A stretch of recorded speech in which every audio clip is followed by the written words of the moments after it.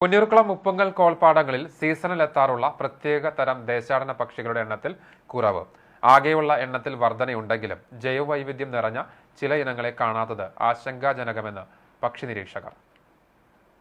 എരണ്ടകൾ, കൊക്കുകൾ, നീലക്കോഴി, കുരിയാള എന്നിവയാണ് ഡിസംബർ, ജനുവരി മാസങ്ങളിൽ യഥേഷ്ടം കണ്ടിരുന്നത്.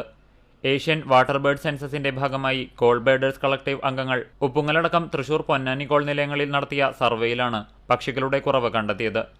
ലോകത്തിലെ വേഗം കൂടിയ പരുന്തിനത്തിൽപ്പെട്ട കായൽപുള്ള്, കരിവാലൻ പുൽക്കുരുവി, വലിയ വരമ്പൻ, വലിയ പുള്ളിപ്പരുന്ത്, ചുവന്ന നെല്ലിക്കോഴി, മഴക്കൊച്ച, ചാരവാലൻ തിത്തിരി എന്നിവ ഈ വർഷത്തെ സർവേയിൽ കണ്ടെത്തിയത് ആശ്വാസജനകമാണ്.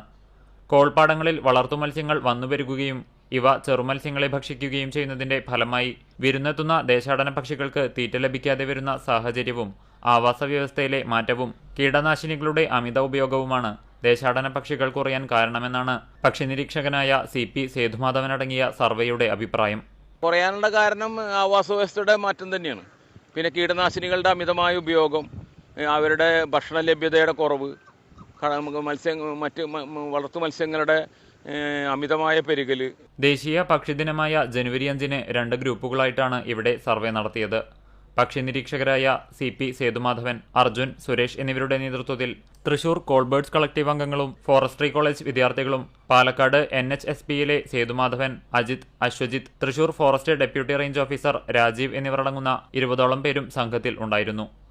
വളർത്തുമത്സ്യങ്ങൾ കോൾപ്പാടങ്ങളിൽ പെരുകുന്നതുമൂലം പക്ഷികൾക്ക് ഭക്ഷണം കിട്ടാതെ വരിക മാത്രമല്ല, ചെറുകിട മത്സ്യങ്ങൾ കുറയുകയും ഇത് ഉൾനാടൻ മത്സ്യകൃഷിയെ ആശ്രയിച്ചു കഴിയുന്ന നിരവധി പേരുടെ ജീവിതം വഴിമുട്ടിക്കുകയും ചെയ്യുന്നുണ്ട്. ഈ ഡിസംബർ, ജനുവരി മാസങ്ങളിലൊക്കെ വളരെയധികം മത്സ്യത്തൊഴിലാളികൾ ഈ പാരമ്പര്യമായിട്ട് വന്ന് മത്സ്യം പിടിക്കുന്ന ആളുകളുടെ ഒരാൾ പോലും ഇപ്പോൾ കാണാനില്ല.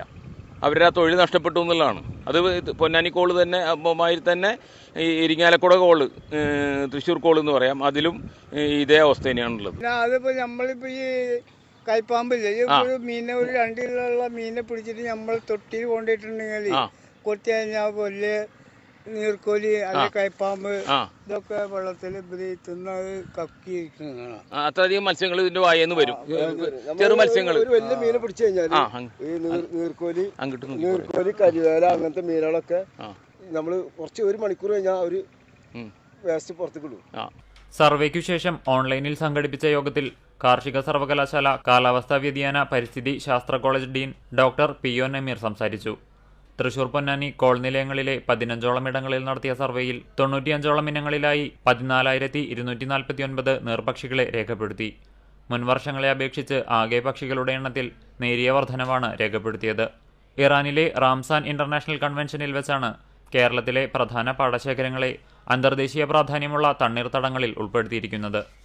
ഇത്തരം തണ്ണീർത്തടങ്ങളെ സംരക്ഷിക്കാൻ ജനങ്ങൾക്കും തദ്ദേശ സ്വയംഭരണ സ്ഥാപനങ്ങൾക്കും ഉത്തരവാദിത്തമുള്ളതായും ഇതിനെ മാലിന്യമുക്തമായി നിലനിർത്തിയാൽ മാത്രമാണ് കേരളത്തിന്റെ ആരോഗ്യപരമായ പഴയകാല പ്രതാപം നിലനിർത്താൻ കഴിയൂ എന്നും സേതുമാധവൻ പറഞ്ഞു.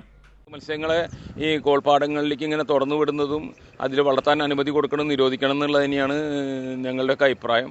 ഇല്ലെങ്കിൽ അടുത്ത സമീപ ഭാവിയിൽ ഉള്ള മത്സ്യങ്ങളും പോലും നഷ്ടപ്പെടും. പണ്ട് സുലഭമായി ലഭിച്ചിരുന്ന മുയി, കടു, കോലാൻ, അതുപോലെ തന്നെ കല്ലുത്തി, ബ്രാല് എന്നുള്ള മത്സ്യങ്ങൾ മുഴുവൻ ഇപ്പോൾ ഇല്ലാണ്ടായിരിക്കുകയാണ്.